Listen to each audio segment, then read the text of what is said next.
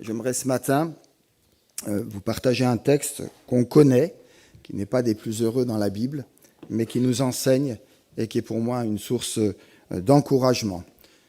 On va faire une lecture. Je vous propose de lire donc dans Actes des Apôtres, fin du chapitre 4 et début du chapitre 5, avec un titre, Solidarité trompeuse, démasquée. On parle ici du couple Ananias et Saphira. La multitude de ceux qui avaient cru n'était qu'un seul cœur et une seule âme. Nul ne disait que ses biens lui appartenaient en propre, mais tout était commun entre eux.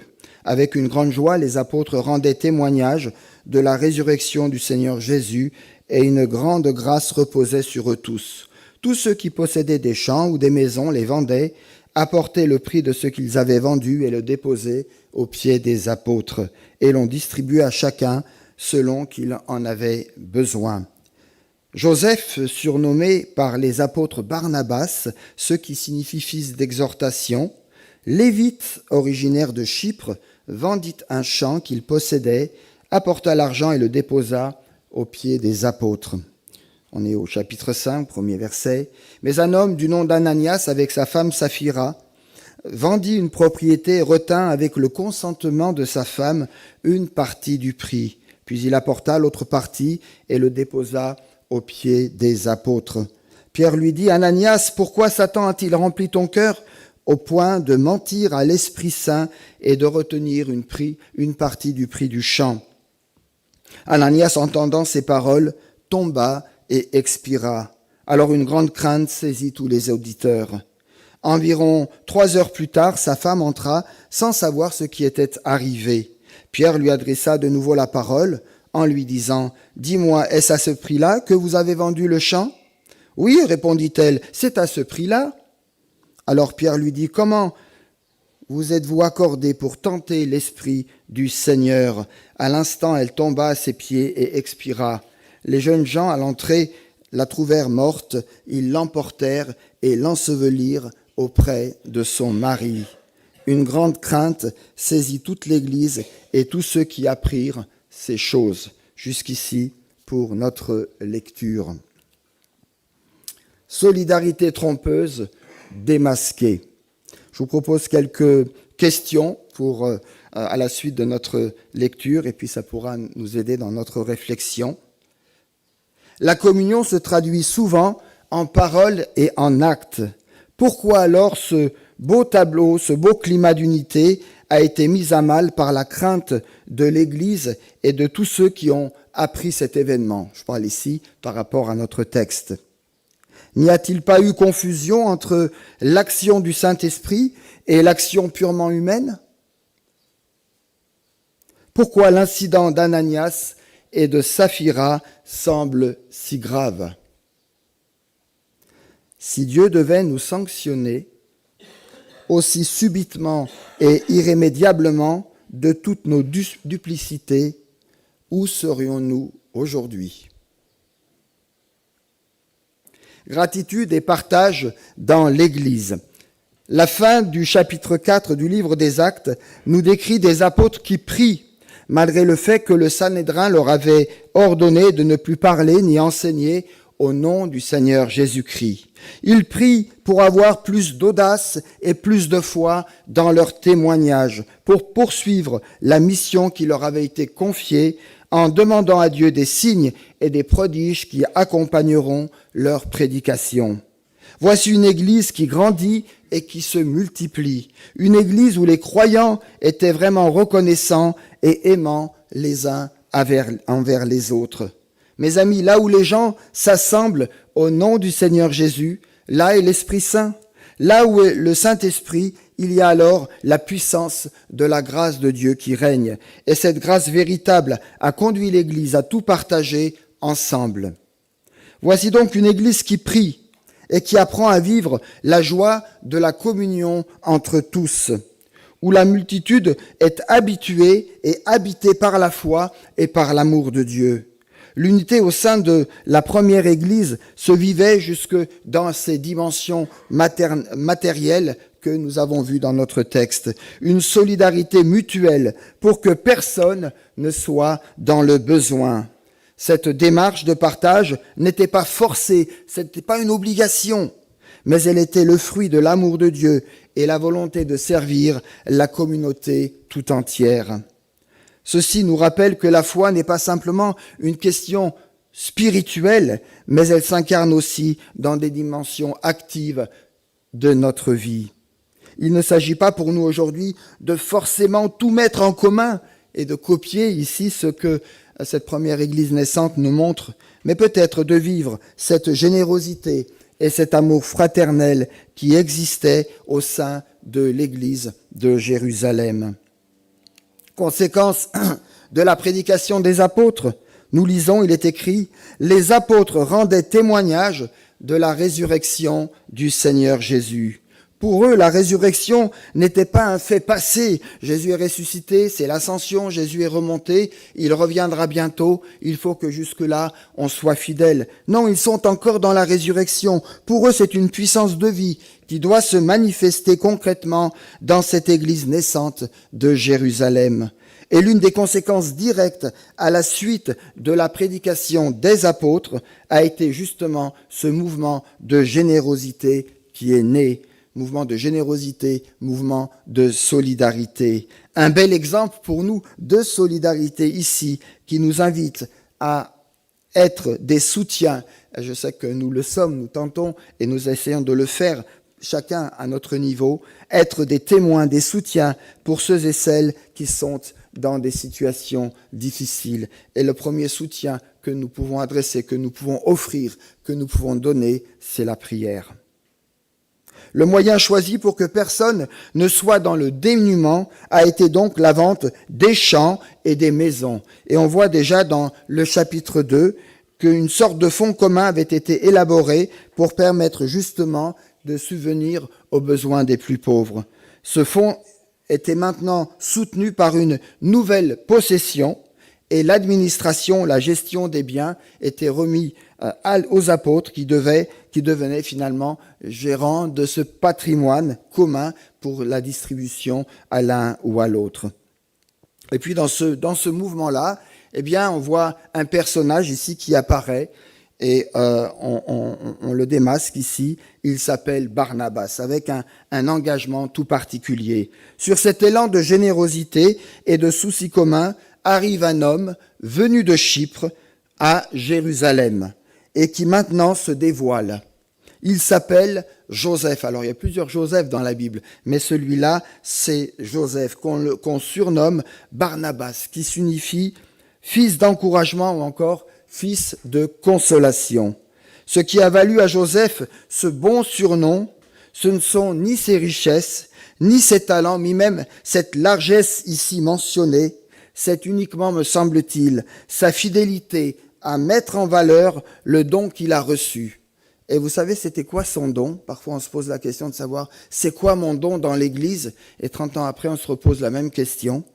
Eh bien, le don que Dieu avait donné en particulier à ce frère, à ce disciple, c'était de sympathiser et de comprendre, d'espérer, d'encourager, de découvrir ce qu'il y avait de bon chez les autres. Vous allez me dire, c'est un drôle de don. Mais quelle puissance quand on réalise et quand on vit cela. Nous rencontrons donc Barnabas ici pour la première fois dans les Écritures, où il est introduit avec la mention de ce geste noble, de sa volonté à s'engager concrètement dans un contexte où l'Église qui se développe et grandit est également persécutée et où il est dangereux de s'y impliquer. On a l'impression que l'Église naissante de Jérusalem est dans son apogée, que tout va bien. Non, il y a la persécution, il y a des risques, il y a des dangers.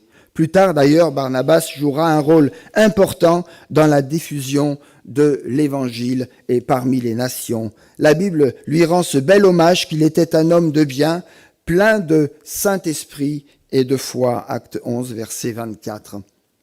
Et puis, à la suite de ce geste et de ce que ça a pu procurer comme encouragement à l'Église, apparaît un couple, Ananias et Saphira, un couple au cœur partagé. Mensonge et hypocrisie. En nous relatant le bel exemple de Barnabas, Luc nous laisse entendre que malgré le climat merveilleux de générosité qui existait dans cette Église, une tache, une grosse tache noire, apparaît dans ce tableau malgré tout ce que nous venons de voir. L'histoire se poursuit comme celle de Barnabas, mais elle se présente avec des rôles inversés. Ananias signifie littéralement, vous avez une idée de la signification du nom? Allez, je vous aide. L'Éternel est plein de grâce. C'est pas mauvais en soi de s'appeler Ananias. L'Éternel est plein de grâce. Et Saphira, la belle, ou encore Saphir, en référence au saphir qui symbolise la beauté et la pureté. Ce sont de beaux prénoms, n'est-ce pas? Pourtant, leur comportement ne sera pas à la hauteur de ce que leur nom signifie.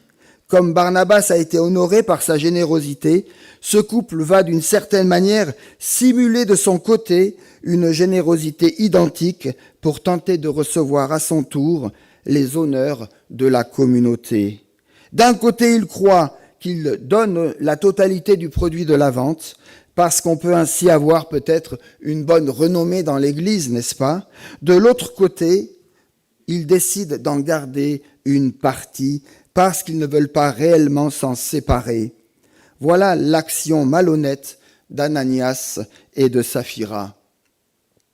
Mes amis, la parole de Dieu nous met en garde contre cet écueil où la chair, notre moi, désire montrer cette apparence de piété sans cependant s'être pleinement abandonné au Seigneur et sans renoncer à soi-même. Vous savez, on peut appartenir à l'Église la plus vivante et n'être pas un saint pour autant. C'est souvent, mais pas que, l'amour de l'argent qui cause la première chute dans l'Église.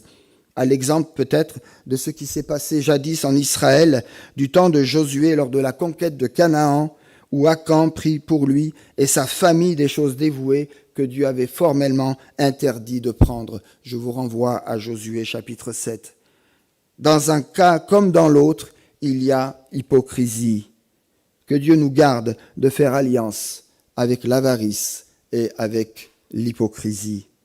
Ce comportement tombe donc sous le coup de la tromperie. On ignore pourquoi ils ont conçu un tel projet.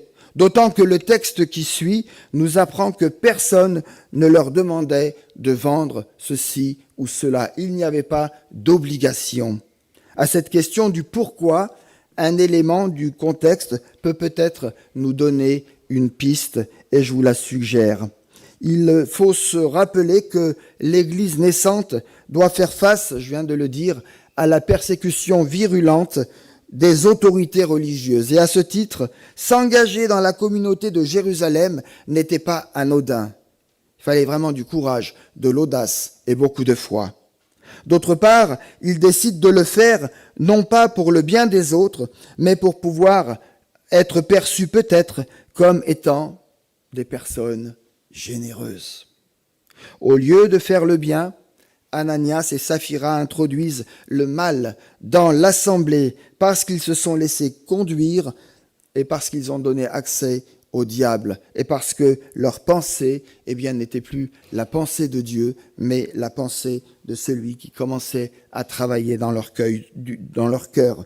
Du coup, ils se permettent de mentir aux apôtres et même à Dieu, ce qui entraîne un jugement sans appel. Et quel est ce jugement sans appel? Je vous relis ici, Acte 5, 3, le verset. Ananias, c'est Pierre qui parle. Pourquoi Satan a-t-il rempli ton cœur au point que tu mentes au Saint-Esprit et que tu aies retenu une partie du prix du champ? Au chapitre précédent, les croyants furent tous remplis du Saint-Esprit. Amen, alléluia, et on veut vivre cela aussi. Ici, l'un d'entre eux s'est laissé malheureusement, remplir par Satan. Le mot Satan, rare dans l'évangile de Luc, est un nom hébreu qui signifie, entre autres, l'adversaire. Satan est le père du mensonge qui vient jeter le trouble dans la communauté chrétienne.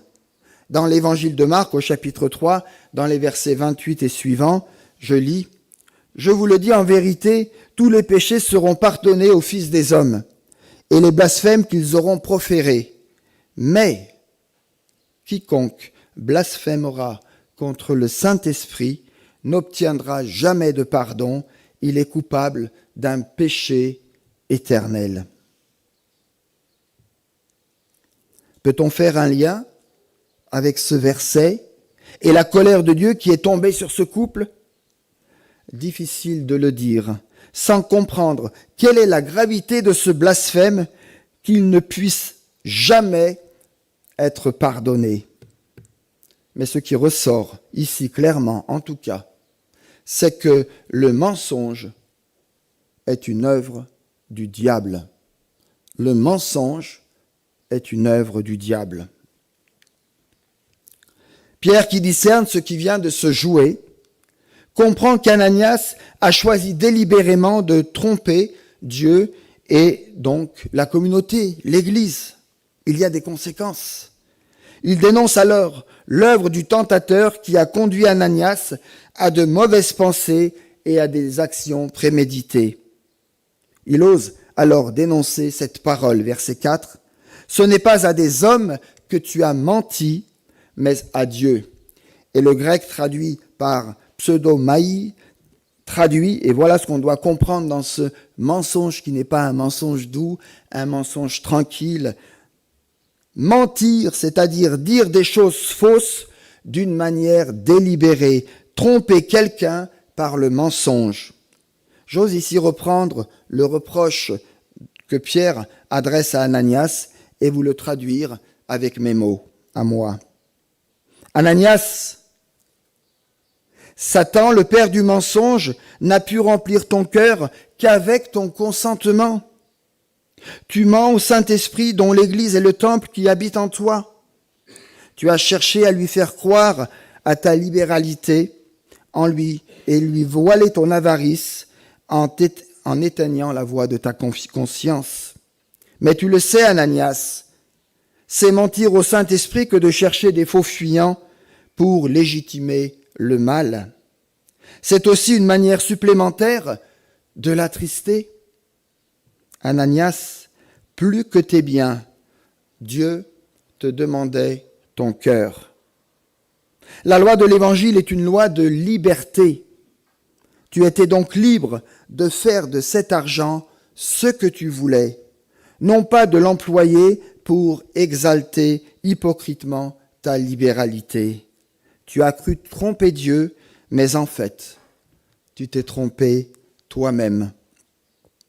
Comme pour Judas Iscariote, Ananias et Saphira n'ont pas compris le message de la grâce. Ils n'ont pas compris qu'on n'achète pas une place dans l'Église par souci de paraître.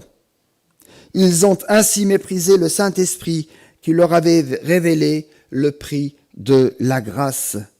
Vous savez, tout péché, même anodin à nos yeux, doit nous horrifier quand nous savons ce que Jésus-Christ a porté et a subi sur la croix pour chacun d'entre nous. Dieu nous accepte tels que nous sommes. Et seule sa grâce et son amour peuvent nous transformer et faire de nous de bons et fidèles serviteurs. Et si cela est dit et reconnu par le Seigneur, alors peu importe ce que les autres peuvent dire ou penser. Cela est pleinement suffisant pour faire de nous, pour faire de toi et de moi, des enfants bienheureux de notre Père céleste.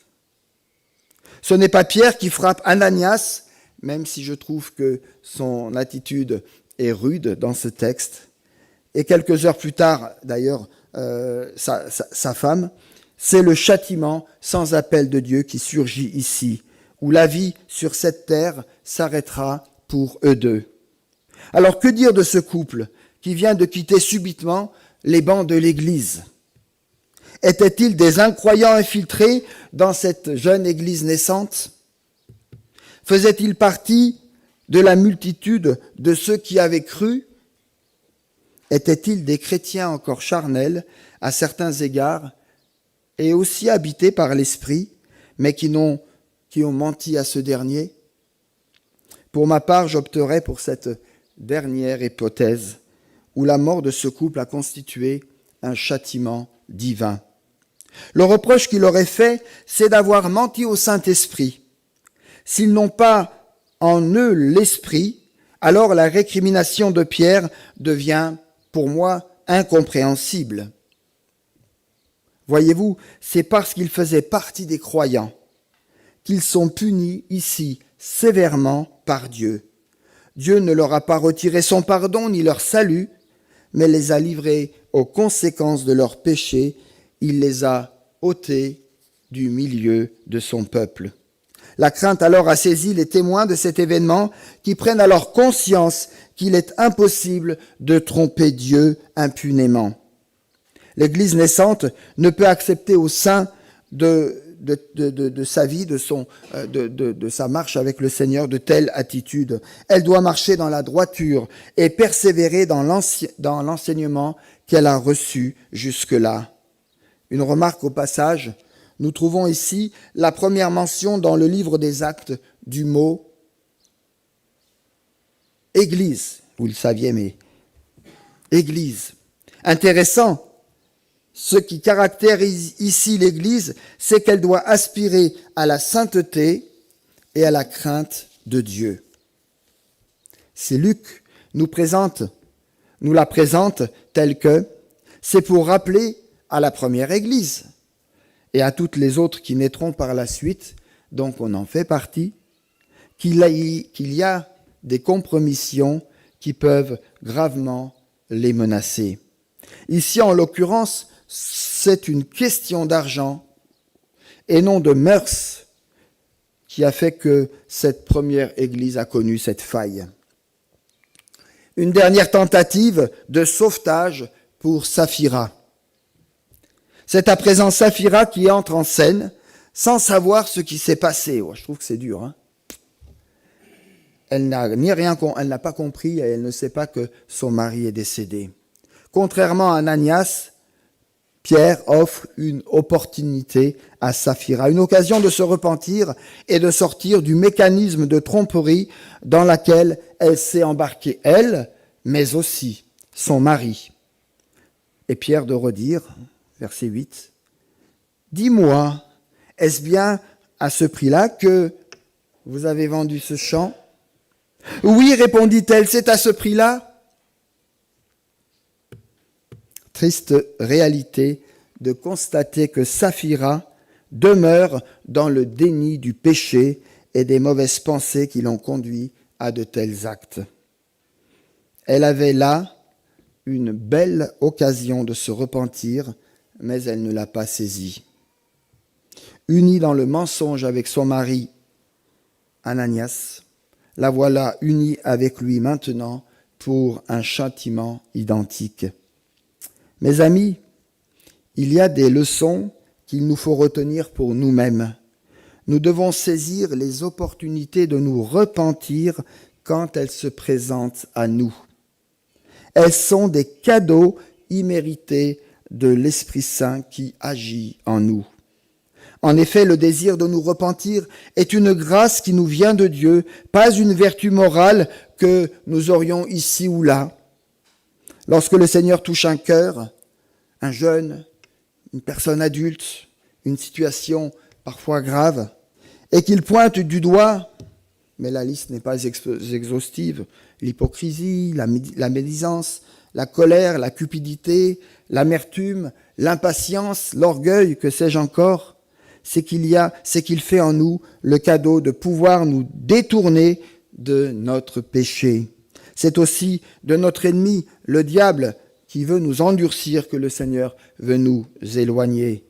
Ce diable qui veut travailler dans nos cœurs et dans nos pensées pour que nous ne puissions pas être obéissants à la parole de Dieu. On peut lire, on peut la comprendre, on peut la partager sans pour autant être obéissant.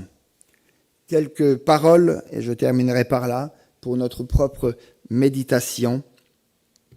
La lecture de ce récit biblique nous interroge. En tout cas, moi, ça m'interroge.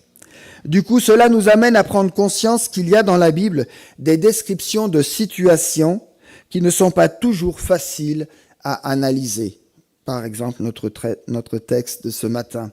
Et où les personnages nous sont décrits comme des hommes et des femmes qui ont chuté.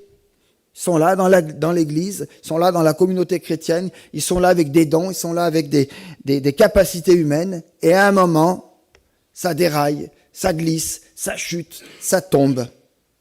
Le dérapage des hommes et des femmes de Dieu à travers les siècles n'échappe pas à la règle. Tous les comportements ne sont pas à suivre. Qui pourrait vouloir imiter Aaron dans la construction du veau d'or ? Ne levez pas la main, personne ne le fera. Ou David voulant posséder à tout prix Bathsheba ? Il y a d'autres manières de le faire pour manifester son amour. Depuis Adam et Ève, en passant par Abraham, Moïse, David, Salomon et bien d'autres, les exemples ne manquent pas pour souligner la difficulté des hommes et des femmes à percevoir et appliquer la volonté divine. Pourtant, la Bible nous dit que la volonté de Dieu est bonne, agréable et parfaite, mais c'est pas si facile que ça de l'appliquer. Il revient donc à chacun d'avoir une lecture critique et positive de la Bible. Comme le dit l'apôtre Paul, 1 Thessaloniciens 5, 21, il faut examiner toutes choses et retenir ce qui est bon. Une remarque au passage, la désapprobation, si forte et si nécessaire soit-elle, ne nous autorise pas à prononcer une condamnation définitive sur une personne, que Dieu nous en garde. Certes, nous avons le devoir d'appeler le mal mal et dans certaines situations de le dénoncer pour protéger ce qui serait dangereux et qui pourrait détruire une église.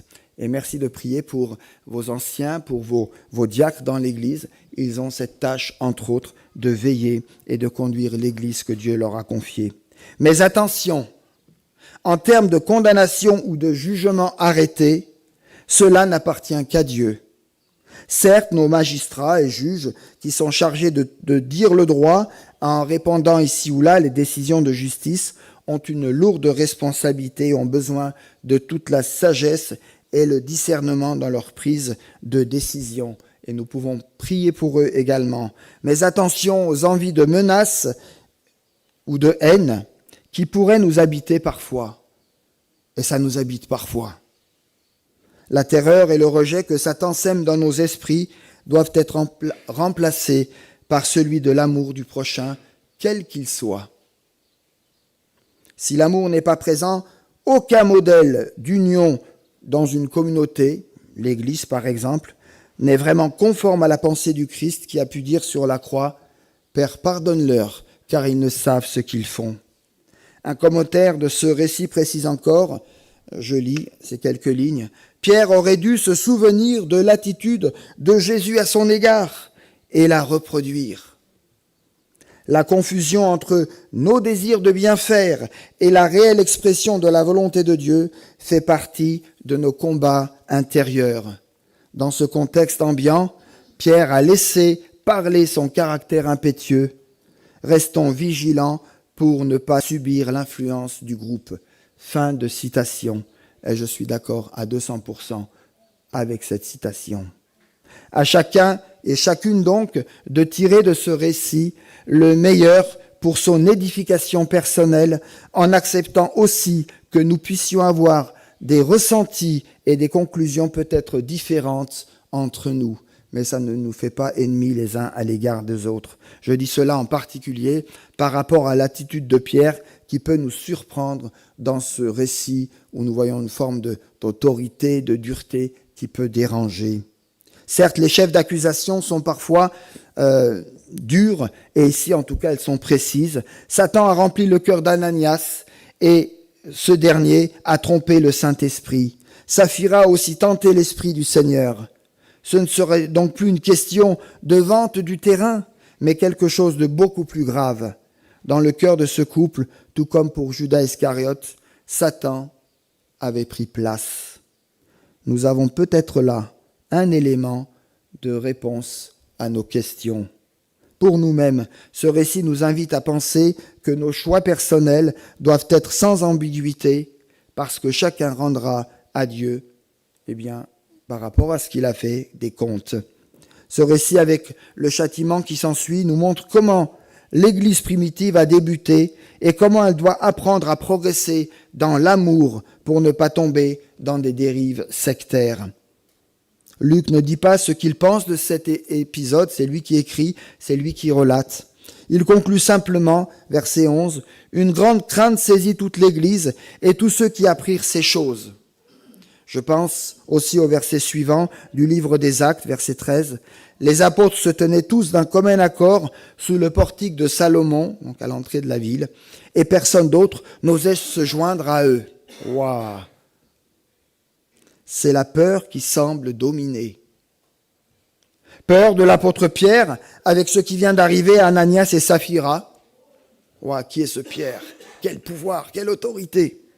Peur du Seigneur qui exerce son jugement divin. Pourtant, la crainte n'est pas dans l'amour, mais l'amour parfait bannit la crainte. 1 Jean 4, 18. Cette histoire, mes amis, cette triste histoire, met en garde l'Église de Jésus-Christ contre tout repli sectaire et nous invite à plus de charité chrétienne. Nous sommes invités à nous ouvrir au monde. Et ça a été rappelé tout à l'heure, le monde qui souffre, le monde qui a tant besoin du Seigneur. Aux autres, aux prochains, qu'il faut aimer comme soi-même. Ouah, ça c'est dur. Mais Dieu va nous y aider. Sans oublier le message fondamental. Il ne faut pas le mettre de côté dans ce qu'on fait, dans nos approches. Sans oublier le message fondamental de Jésus et de l'Évangile. Ce récit nous encourage aussi à chercher à plaire en tout premier lieu au Seigneur, en étant vrai et en permettant à l'Esprit Saint de nous fortifier et de nous façonner à l'image de Jésus-Christ. Seigneur, dans ta grâce, régule en moi les élans et les mouvements de mon cœur. Amen. Amen.